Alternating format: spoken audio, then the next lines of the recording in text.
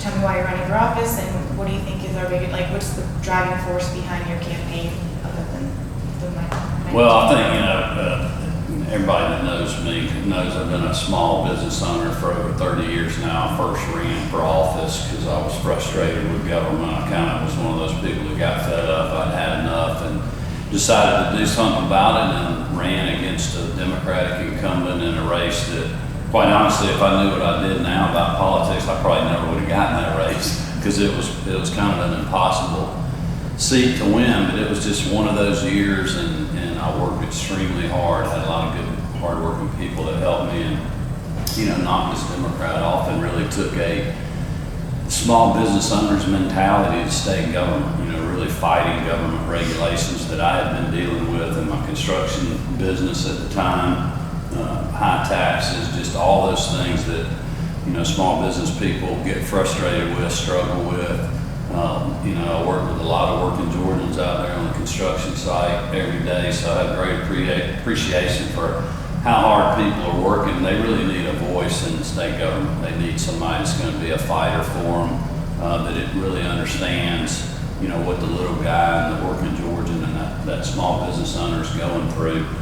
And that's really what drives me now. It seems like the more I've been involved in government, I was in the legislature for 2 terms, then back at home working and helping Marty raise our girls, and then got back in politics with the Secretary of State's race. And really that's what drives me today. It's what's driven me in the Secretary of State's office, and it's what's driving me to run for governor. Really fighting the good fight for those folks to cut government regulations, make Georgia #1 for small business, really fundamentally reform state government, kind of from the nuts and bolts perspective, like we've done in the Secretary of State's office, to make things better, to move all of our state forward, specifically rural Georgia, which is where our rural plan came from, and then putting Georgians first. And that's a very simple thing to say, but it's really what I think, and I've seen that people want. They want somebody that's going to get into office and do what they say and fight for them every day. And that's what I've been doing as Secretary of State, and that's why I'm running for governor. I want to put our people first, ahead of the special interest, the status quo, the politically correct, and those that are here illegally. What do you feel like, obviously you're a Republican, so what do you feel like is the most important thing driving Republicans, and why is it so important for Republicans to keep the governor's seat here in Georgia? Oh gosh, that's we have to keep that seat. I've been very lucky. The battles that I've fought have been very important battles, like being a Democrat to give us the majority of the Georgia State Senate when nobody thought. Even I thought if I had won my race, I would go in the minority. And because Sonny Perdue won the governorship, got a couple of people to switch parties, we ended up having the majority. 2 years later, after a lot of hard work from the same people that had got elected 2 years prior and many others, we took control of the House, and then we've had a really good run. And we've done so many things when you think about a lot of the issues that Republicans hold dear, when you think about Second Amendment, being pro-life, the pro-life movement, all those conservative things that were literally bottled up for a very long time. I had a unique ability at a time when I could be a part of helping move that agenda forward. Very proud of that. And we've got to continue that. The governor's position is a very influential position. It's one of the strongest governorships in the country. That's good and bad. It can be good if you have the right kind of person as governor, like I believe we've had with Sonny Perdue and Nathan Deal. But it could be very bad if you had somebody like Stacey Abrams that thinks completely different from what we do and what our values are. So it's very important that we hold the governor's office for many, many different reasons. I'm really glad you brought up the powers of the governor's office. That's one of my questions. You said that we have one of the most powerful ones in the nation, and we have aspects of our executive branch that kind of flow into the legislative, the floor leaders and things like that.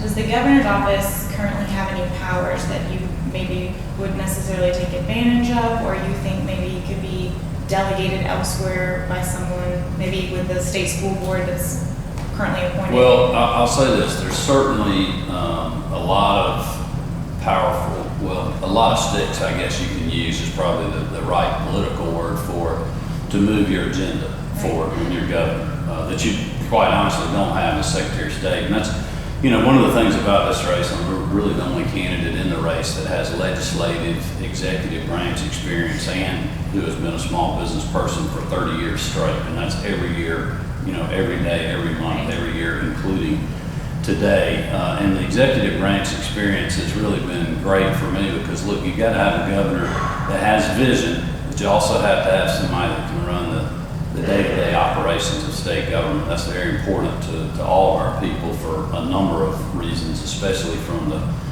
job creation front and making sure we have the right environment for the private sector to flourish here and that we take care of our families. With that being said, I do think there are and we've seen this over the last several years, one of the things that concerned me is that there's been a lot of power given to the governor's office. And that's nice right now while we have a Republican governor. But I think down the road, if we were to lose the governorship, and that's one reason this race is so important, one reason I'm running, you need the right person in there to not abuse those powers. And it's a good thing in government to have checks and balances. I mean, I get frustrated with the checks and balances as Secretary of State, but they're there for a reason. And as a former legislator, I certainly appreciate that. We don't have any problem with people looking over our shoulder to hold us accountable for what we're spending in the state appropriation. In fact, when I first got in office, we put our budget up on our website. We post our expenses every month. Every single thing that we have done or ever spent in the Secretary of State's office, the public can go look at that. If I'm traveling, if I'm spending money on anything, it's all right there. So that holds ourselves accountable. And I personally think we need a little bit more of that in state government. You're doing a great job connecting all the questions I have because you've led me to my next one, which is, we are rated with a D and an F in transparency and accountability, and one of them is within our executive offices. And I was just wondering how you kind of felt we could improve that and kind of restore the trust of the public outside of just posting things online. Well, I wouldn't necessarily want to speak to other people that are serving right now or what they're doing, but I know for myself, I have no issues with that. I think there is frustration and people like myself and other constitutional officers are subject to the open records request, and then we have other legislators and other legislative offices and statewide offices, as a matter of fact, that I believe it or not. And I know that's frustrating for people, but we don't have anything to hide. I certainly don't know why anybody else would. I mean, I understand with the part-time legislature, people end up using their public email or whatever, doing business when they're in session. And I don't necessarily, I'm not too worried about all that, but if there's some public business going on or things of that nature that should be subject to transparency, I'm all for that, especially when it comes to spending. I mean, we helped implement the zero-based budgeting, line item budgeting, and literally every single director, as we build our budget in the Secretary of State's office every year, they have to justify every dollar, number one. And number two, they know that if they're spending something and it's not something we should be doing, that somebody's going to find out about it and they're going to come back to me. And when I have a bad day, they're going to have a bad day. I mean, it just helps hold people accountable. And nobody's perfect, but that does help bring another element of transparency to government. And quite honestly, with the way today's world is, I mean, there's a lot of people that really don't trust the government, and for good reason. Right. Well, you're the first candidate to release a rural plan. You're right now the only candidate to have a plan for rural Georgia. So I want to kind of transition to that and focus on that. But I wanted you to explain why it was so important for you to make this your first initiative. I mean, you've had other issues as Secretary of State, but in your campaign for governor, this is definitely your first big push on policy. So what's the reasoning behind that? Well, the biggest reason is just, it's something that needs to be done. I've seen it with my own eyes. When I got elected Secretary of State, I represent every county in the state. We work with every county in the state. As the chief elections official for the state of Georgia, we're dealing with literally every county office, almost every single day in our office, either the registrar, the election superintendent, the probate judges that are running elections, or the board members that are serving in that community. And I got some really good advice from a guy one time. He said, if you're a statewide elected official, you should visit every county in the state and let people know that, you're going to be their statewide elected official, their Secretary of State. So I felt like that was very important for me. I plan on doing that as the next governor, and I think that's something that I know Sonny Perdue has done. I imagine Governor Deal's very close to doing that as well. But it literally took me 3.5 years to do that. That green Suburban out in the parking lot has been to every single county in the state with me driving. And we didn't just drive through.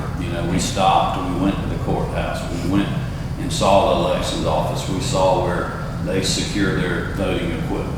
We met with the sheriff. We did a sit down with the chamber, spoke to a chamber meeting, spoke to a civic club, went by the local paper if they had one, tried to meet with community leaders and business leaders to really not only just let people know we were there, but also to learn from them and really understand the issues that they're having. And a good example is the elections office. They're all different. If you go to the one here in Fulton County where we're sitting right now, it's completely different from, what you may see in Ben Hill County or even in a place like Savannah. So it was good for me to know. So when we're working with the counties, we're not just trying to have, and we had this frustration, or I do, with the federal government, is they're always trying to give us these one-size-fits-all government mandates. And I don't want to be the Secretary of State that's doing that, because that doesn't necessarily work for all 159 counties. They gotta make it happen. A good example is McIntosh County. They have a precinct on Sapelo Island. I've been over there by boat to see the precinct. They've explained to me that on election night, they've had this guy for 20 years that takes a boat, he goes over there, he gets all the, election results because they have to be hand delivered. He delivers them back to shore, takes them to the elections office, and then our investigators pick them up for the final certification. So, that's unique to all other 158 counties. But that's why those visits were so important. I really learned a lot about the state. And I've just seen over the last several years number one, I saw when we were going through the recession, really what we were facing. It was devastating in a lot of areas. I was experiencing that in my own business as well. So I'm not just saying that as a blowhard politician. I'm saying that as somebody that has fought through it like many other good people have. A lot of good people didn't make it. They're coming back now again. And, it was just a brutal situation. But I really saw then, and I see now, that even as things are recovering very well for our state in a lot of areas, there's still parts of Georgia that are not. They don't have the same opportunities as everybody else has. And that's really what made me want to focus on the rural plan, because I think that strengthening rural Georgia and making Georgia #1 for small business really can help us move the ball. And in a big way, having fundamentally reforming state government is part of that when you talk about really taking a chainsaw to government regulations and helping our state be able to innovate. And that's literally what led me to the rural plan. As I've traveled the state, rarely stay in a hotel or a motel room. I've just met so many people that are like, if you come down here, stay in our pond house, or you can stay with us at the farm, or we're gonna put you up at, so-and-so, or my guest house is over here, or my garage apartment. And I really like doing that because, most of the time they're having a few people over for dinner, and you get to learn more about the community, or we're going out somewhere, and it just gives you a better perspective of what's happening there.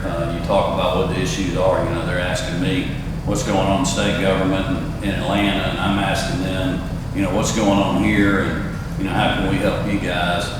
And that's really what's driven the rural plan. It's not that I'm guessing at what to do. I've seen it and I've heard from it, and it's not a piece of legislation. It's a framework for what we want to do.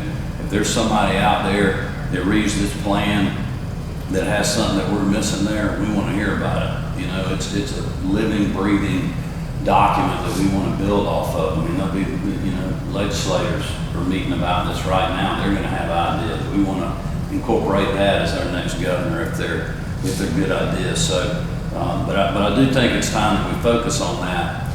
And interestingly enough, even though we focus a lot on rural Georgia, that is an issue that should be important to our metro areas as well, because they can help drive the rural economy and make it better. You know, part of our plan and what I've talked about many times is using, you know, the great innovation in technology, the great brain power that we have here in Atlanta and Athens, where I'm from. When you think about the UGA Ag School, engineering school, obviously Georgia Tech with all of the engineering they're doing, and quite honestly, the innovation that is in our state, we need to literally link that to the family farm to help our farmers and help our agribusiness people. We need to use it to help build out statewide high-speed internet. And I'm not talking about just dial up. If we're going to do it, we need to have high-speed internet where we can have, you know, virtual schools, classrooms. We can have, you know, real telemedicine that's real time. There's been work that's been done on that, you know, in our schools in some places, but it's not everywhere. And that's really holding rural Georgia back. And I tell people all the time, you know, I talked to this guy in Miller County in Caldwell at the peanut buying point. I was running a little bit early to a meeting, and I just literally was on the square, and I looked around, and I could just tell immediately that's the biggest employer in the county. So I went over there, and I asked the manager, you know, I said, is the manager in? And they said, yeah, and he wasn't busy, so I sat down with him for 15 or 20 minutes. And in our conversation, he told me the story about he just hired this kid that I think had just graduated from Valdosta State that lived there. And he said, I literally don't have a job for him, but I hired him because I knew if he left, he'd never be back. And our population's aging out here, and our young people are leaving, and our town is literally drying up. You know, it scares them to death. And that's what's happening. You know, I understand that people want to move away for better opportunities, but they should not have to move away because there is no opportunity. And that's really a big part of what's driving the plan as well. Well, it's definitely multifaceted, and you have infrastructure and jobs and healthcare, so I'm sure we'll bounce around. But I want to start with infrastructure, specifically broadband internet, because, you know, some of these rural counties, like you said, they're still using internet from a satellite, and you have to drive to the center of town to get it, and so businesses don't want to come. So you've mentioned, you know, eliminating certain fees and taxes. Can you elaborate on what types of incentives and programs you'd like to help facilitate for that type of stuff? Yeah, and this again is just something I've seen. I mean, I was in Quitman County staying at a guy's farm in Georgetown, Georgia, and it really wasn't that far out of town, but their kids literally, you know, their biggest issue was their cell phone plan, their kids going over their data, trying to do their homework because they had no internet at their house. You know, that's one issue in rural Georgia, and then it's also a concern for the county commissioners there that they have to go to the grocery store across the state line in Alabama, and they don't have a place in their own community to shop. So, you know, there's big issues like infrastructure and internet, and then there's just small, simple issues as well. But it really is all connected, and I think my first priority as governor is, number one, is to just use the power and the bully pulpit of the governor's office to make this an issue, to kind of force people in the private sector to figure out a way to get this done, because if they don't, then we're going to figure out new, innovative ways to do that. You know, I want the private sector to do it, but there's obviously a reason they're not doing it now. You know, it's the whole issue of, you know, if you build it, they'll come, that's great, but they're building it and there's not enough people to support it, so you're not making money. It's hard for the private sector to do that. I mean, I get that. So that's why, you know, we're talking about ideas that quite honestly have been floating around some that just never have gotten done, which is kind of frustrating. But just, you know, taking the sales tax off of equipment and things of that nature.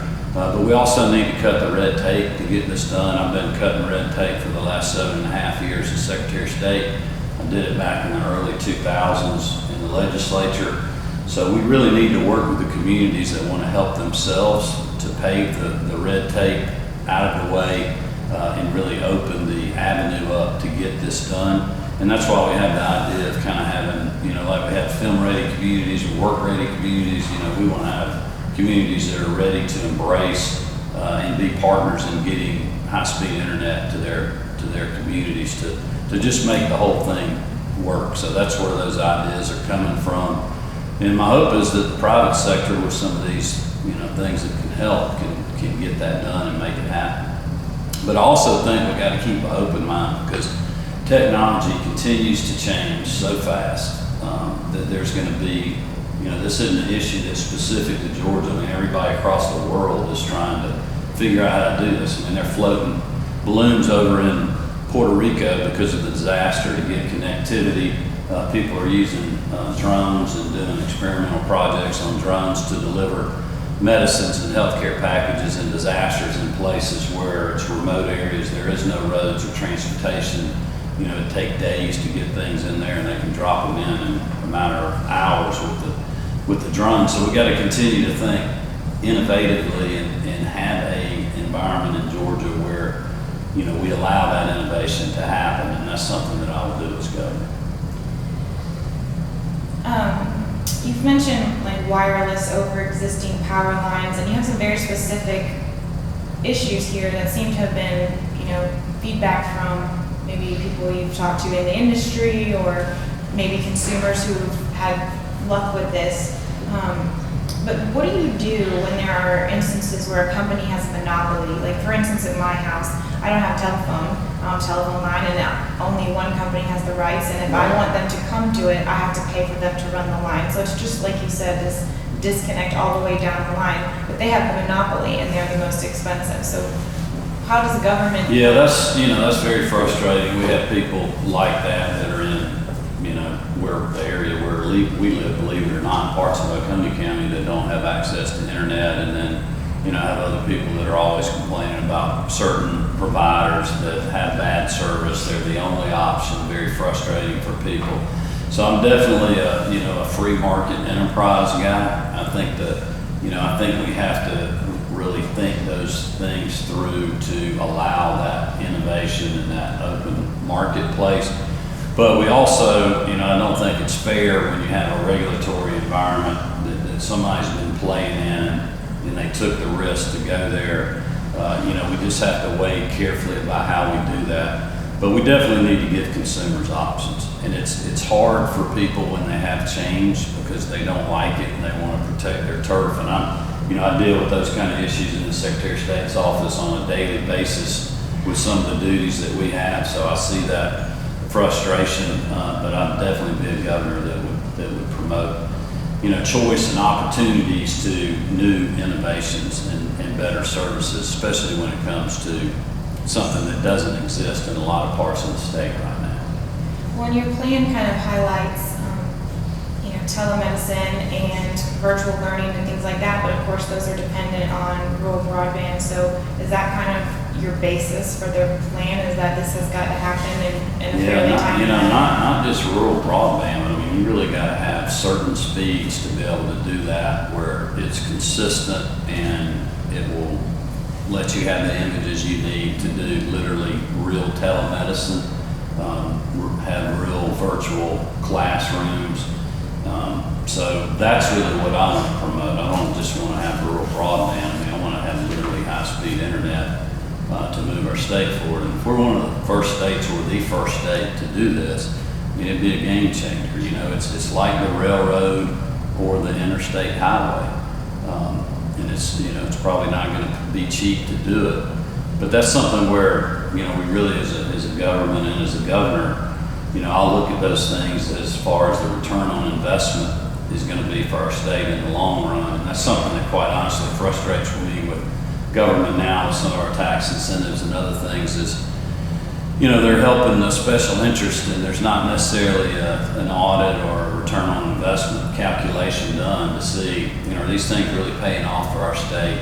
Is it something that's productive for our state? Is it, is the juice worth the squeeze? And, that's exactly what we'll do with the rural high-speed internet plan is make sure that we're coming up with a solution that's going to be innovative, but it also works and our citizens get some benefit from that. So are you saying you'd like to audit some of the other programs that are already in place, maybe review them and make sure they are getting their? Oh yeah, I think definitely some of our tax incentives need to be looked at and make sure, if not all of them, to make sure that they're we're holding everybody accountable, that that they're doing what they should have been do. You know, there was a little bit of an uproar several years ago when the incentive for the tax credit, I guess, for the, you know, buying an electric vehicle.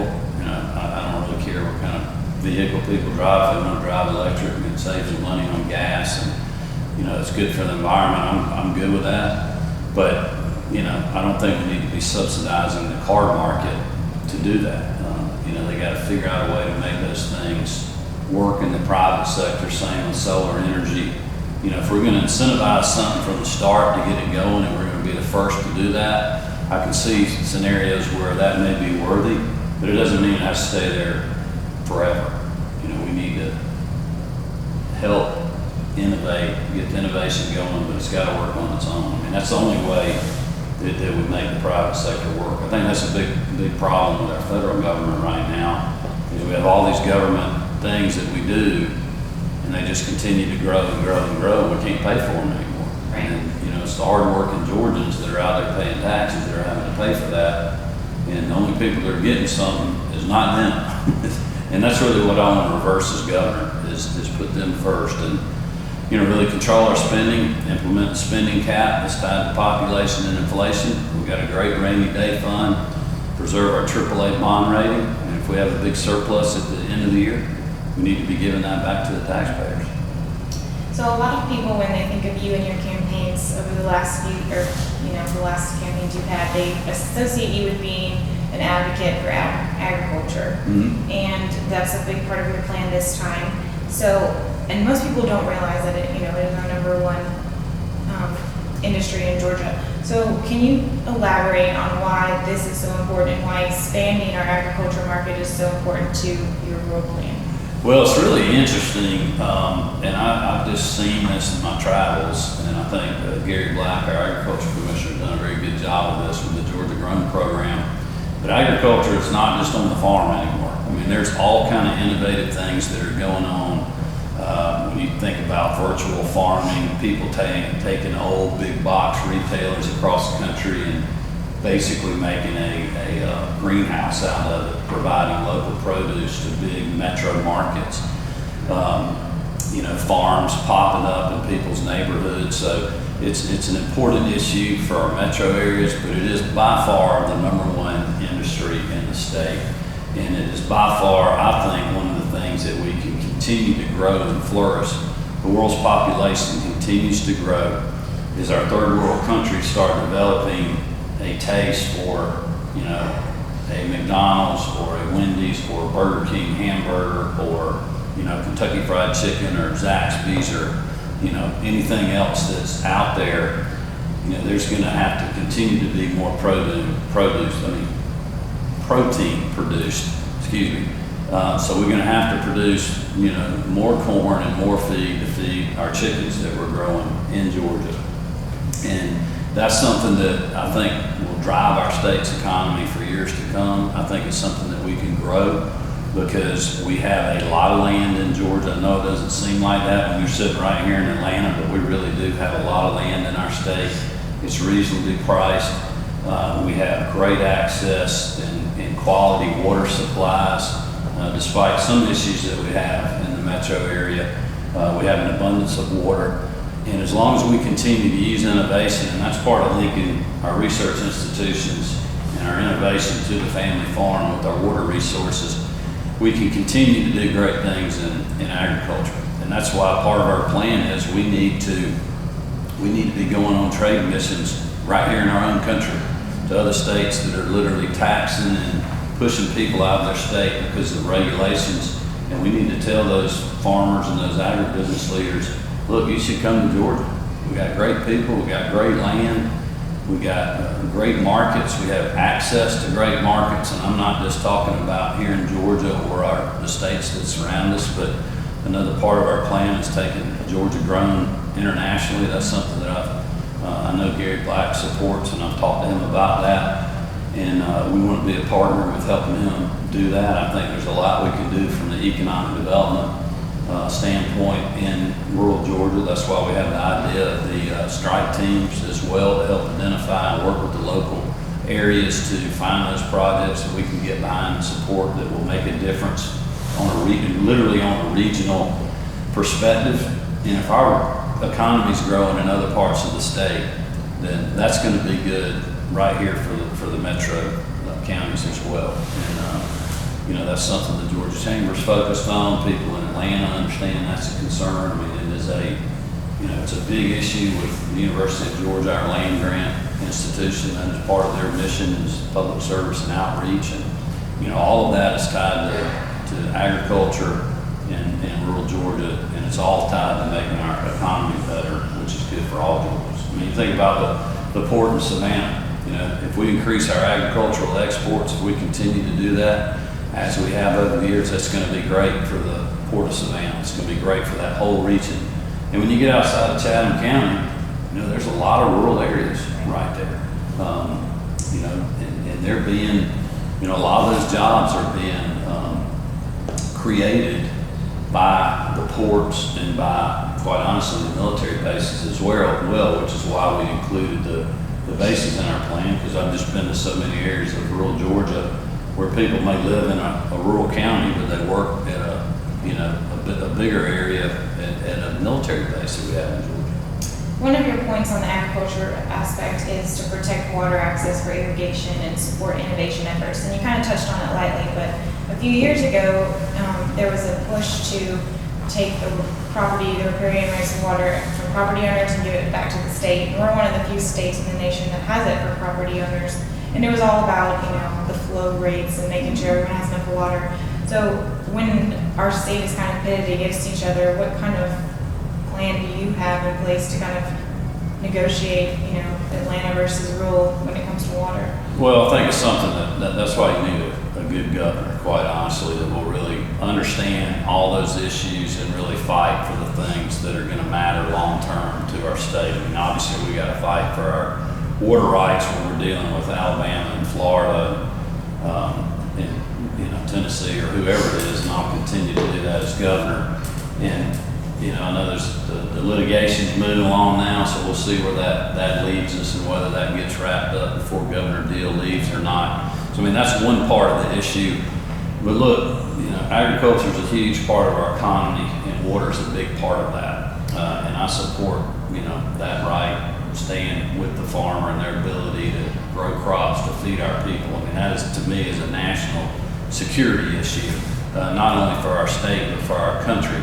So I certainly support that. But that being said, when I was in the legislature, I had a bill, I can't remember if it was the first or second year I was here, to do a study committee on water conservation, which is probably not a popular thing for most Republican primary voters. But at the time, I really saw a need for that, and I thought it was the private sector way of saying, look, we can figure out how to conserve water ourselves. I mean, they do a great job of that over in Israel with technology, and we have a lot of our extension and research people that continue to work on that every single day, so we continue to be better stewards of our water. Farmers and ranchers and forestry people support that. They want that. They know that's a vital part of their existence continuing. So I think you'll see a willingness from them to work with the state to continue to be good stewards of our resources and try to figure out better ways of us to use less water, but also produce, the same or higher yields in our crops. And I'm a firm believer that we can do that, which is one reason I have a big focus on research and extension with our land grant institutions in our state as part of the rural plan.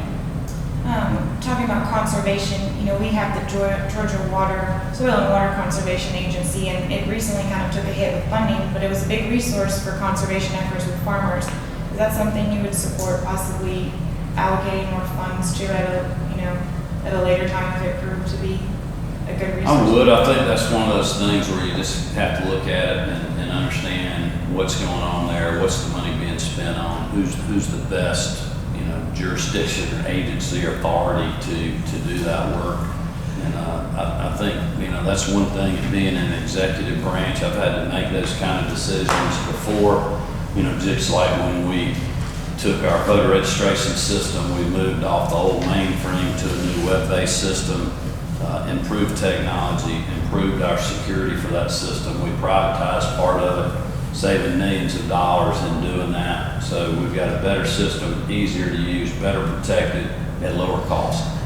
But there was a lot of people that when we started doing that, they're like, you shouldn't do that, you can't do that, that's not gonna work. Right. And I know how to wade through those issues and wade through the clutter of, this group is protecting this turf is against this group protecting this turf. Just in business and in the executive branch, I've learned over the years to get the facts and, press people on why they think their idea is better and then make a decision and then move on. Well, we've talked a lot about telemed and, in some of the debates this has come up a little bit, but that does not solve our crisis with the hospitals closing and things like, and getting good quality doctors and nurses to go to those facilities. Right. So how does that, your plan kind of address that crisis that is affecting rural communities now? Well, and neither does throwing more money at that problem. Right. I mean, I don't know how much money would ever be enough. And that's not saying that I won't be a governor that won't help and work with the local communities, because I've done that as Secretary of State, as local communities have taken the fight into their own hands and really taken some of the burden on their own to preserve their local hospital. And this is something, quite honestly, Jessica, I've just seen in my travels as well. I've visited several, rural hospitals over the year. I've seen how some of them have used innovation to make it and to be hanging in there, by just not being a hospital. They're adding a personal care home wing or a elderly care wing or some other services that they can tie in to make the numbers work. I mean, that's the kind of innovation that we got to have. But when you have a population base that is shrinking and you have workforces that are not up to par and education systems that are not up to par, and you don't have high-speed internet, and you have an ag economy that with commodity prices down is kind of stagnant, if you will, I mean, that's just a recipe for disaster, which is what's happening. And that's why we really need a governor that's not going to just focus on what can we do to help the rural hospital. I mean, part of that is we got to provide better opportunities, so we're creating or providing the workforce for jobs that already exist in rural Georgia, so we have more people that want to stay in the local community. If you have more paid taxpayers in the community, that's going to be the best thing to help support the local hospital. But when you're having, God, I can't remember the number, but it was some huge number that the number of patients that some of the rural hospitals were seeing, well over 50%, it may have been over 75, they were on Medicaid. Right. And if the reimbursement rates aren't enough now, then, how do those numbers ever work for the doctors or the hospitals? So we've got to use innovation in healthcare. We've got to free up things and quit having some of the special interests that are hamstringing some things that I personally think we could do, or at least want to look into on Medicaid that will help us be more innovative and save money. So you could actually have more of the dollars going to, more of the existing dollars going to Medicaid for certain populations there. That's something that we're looking at right now. Drive the private sector, continue to work to create the educational workforce where we can drive economic development and better opportunities, put those strike teams to work, find those regional projects that will make a real impact in rural Georgia and try to help some of the hospitals. But when you have declining populations in rural Georgia, I mean, the numbers, just quite honestly, it's very sobering to say, but it's going to be hard for all of them to make it if we continue to have population drops. Right. Well, earlier this year, legislature passed Senate Bill 125, which would have allowed physicians assistants to have more responsibilities in doctor's offices and ERs, and it was vetoed by the governor over concerns of more prescription opioids being issued. So do you feel like there's a common ground where we can meet and have a piece of legislation where those types of practitioners would be enabled, but you don't have to worry about another problem that we're trying to combat as well? Well, certainly the opioid epidemic is real, and I understand the governor's concerns for the veto if that's what the issue was. But I do think there is common ground on that. I think that's something that we need to continue continue to work at as a state.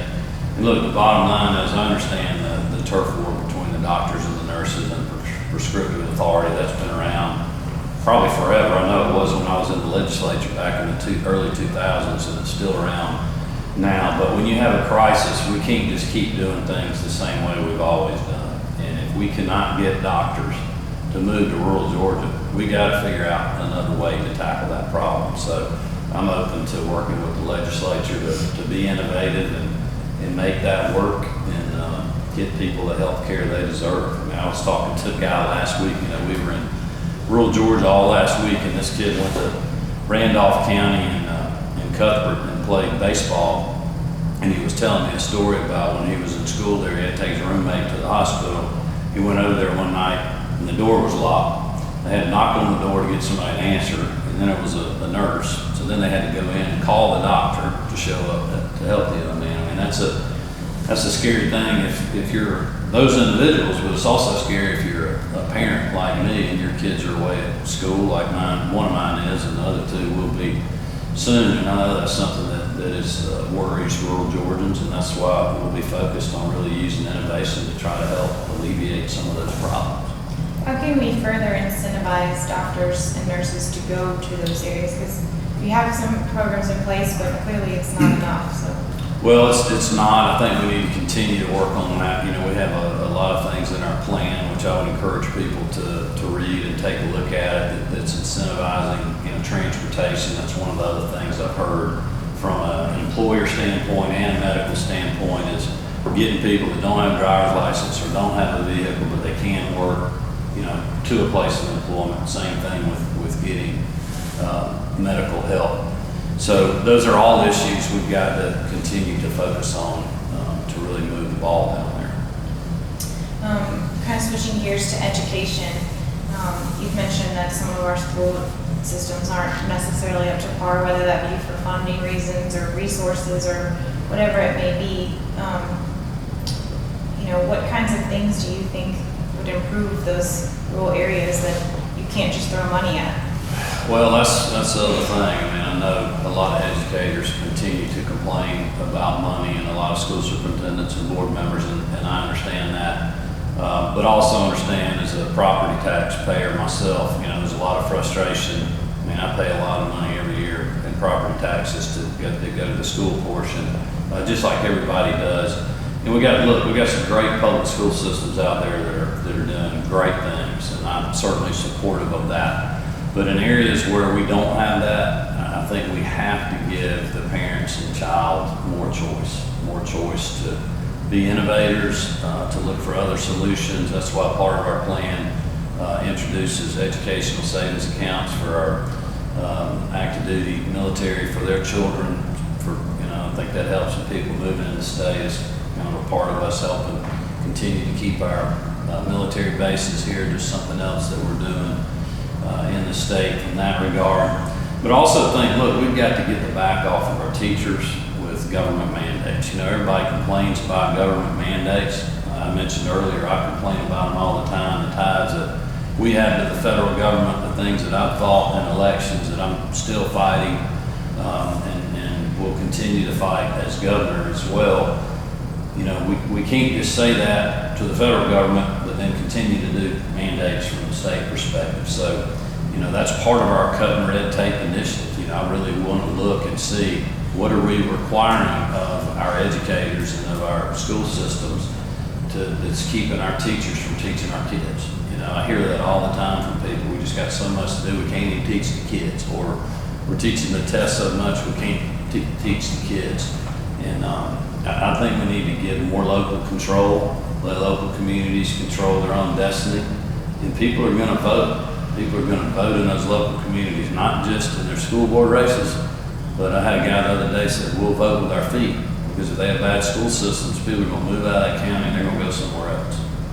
And that's going to be devastating. And if the leaders of that county can't change that tide, then, it's not going to be a pretty situation for them. And it doesn't matter what state resources you have, that's not going to be enough to help that local county. Well, in your education portion, you mentioned doubling the SSO school scholarship tax credits.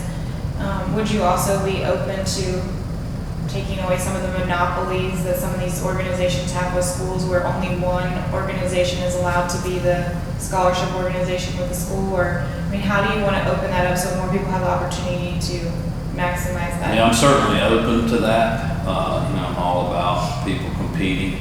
I hear that all the time from different things that are going on in state government. I certainly have seen that on projects we've done in the Secretary of State's office, putting things out for bid, allowing people to innovate and get aggressive. And I think we should do the same with all those type markets as well.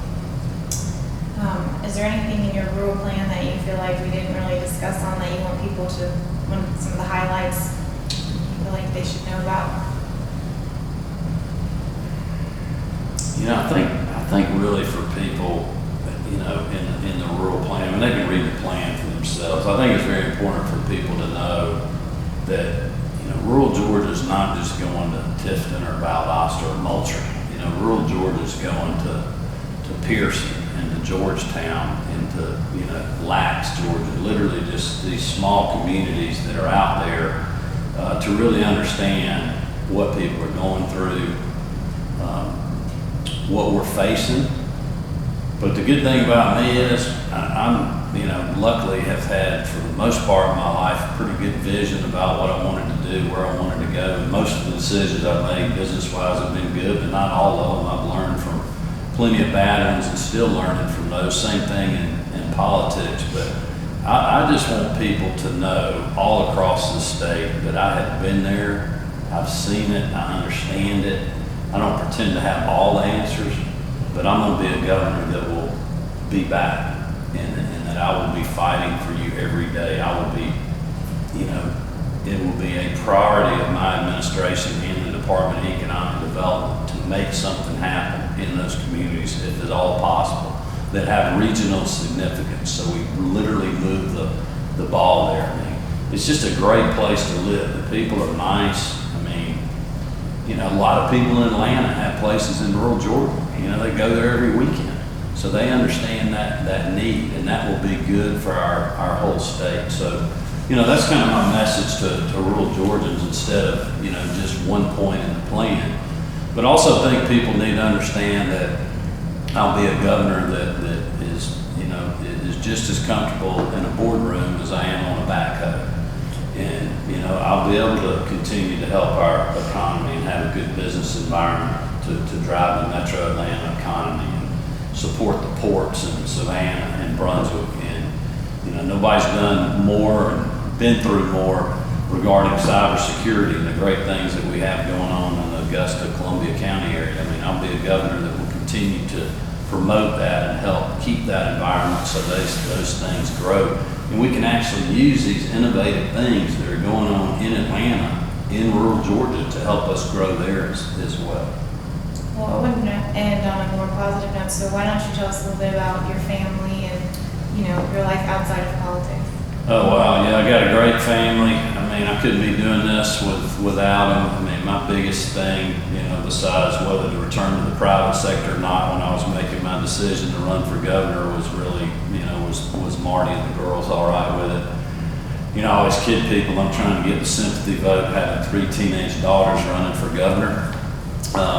But they're great. They're 100% behind this. They're working very hard on the campaign. All 4 of them are. They're tough old gals. They bow up when things get tough, and but they're very personal. They've been out there on the campaign trail with me, working just as hard as I've been, and that's a great asset for our campaign. It's allowed us to divide and conquer on a lot of things, and Jarrett's having a good time, freshman at the University of Georgia. She just, I told her during the Florida game, I said, stay and enjoy this, because it hasn't always been this way. And she goes, this is just the greatest day, so it's a great thing. And that's what's so great about our state. We do, despite the tough things that are still going on in some starts of our pay, in some parts of our state, things are doing very well for the most part here. And we've got it all. We've got it all to build off of. We just need the right leader to continue to take us to that next level, which is another reason I'm running. I really feel like I have the skill set to do that. I know for a fact that I have the drive and determination to do that, and if people would honor me with their vote, I will make them proud. Great, thank you.